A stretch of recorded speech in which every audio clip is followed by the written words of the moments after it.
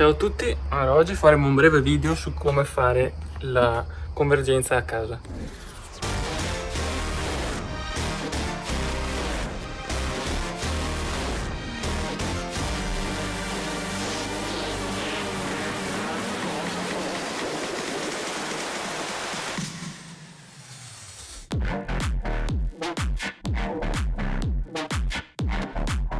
Ho messo una barra sulla mia auto, una barra di metallo con questo filo che può essere anche un filo di nylon, un filo di lana, quello che volete.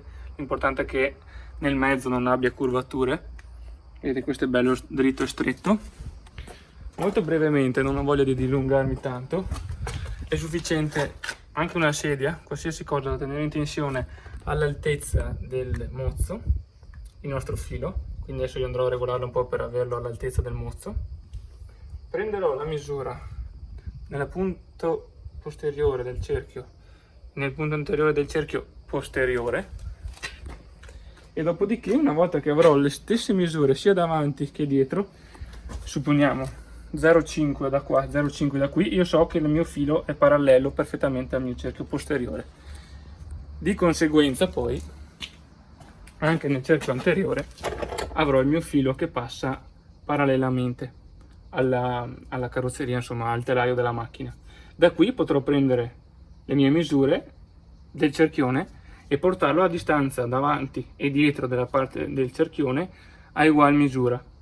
Di conseguenza la mia convergenza fatta sia a destra che a sinistra risulterà uguale.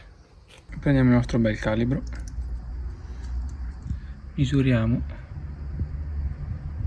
la parte posteriore del cerchio. Ok, perfetto, e la parte anteriore deve essere uguale, come vedete nel mio caso è uguale. Una volta che avete mosso il filo in maniera tale, un po' a destra un po' a sinistra, da avere la stessa distanza qui davanti e dietro, vuol dire che il vostro filo è parallelo alla vostra carrozzeria. Di conseguenza andrò davanti con una classica 24, ho mollato il controdado qui, questo ho svitato, poi con una 13, no anzi scusa, una 15 da qui andrò a ruotare il mio braccio di sterzo, come potete vedere, e man mano che io ruoto la mia ruota si avvicinerà o allontanerà dal mio filo. Come potete vedere, qui è attaccato e qui è decisamente distante, quindi qua la convergenza è piuttosto sballata.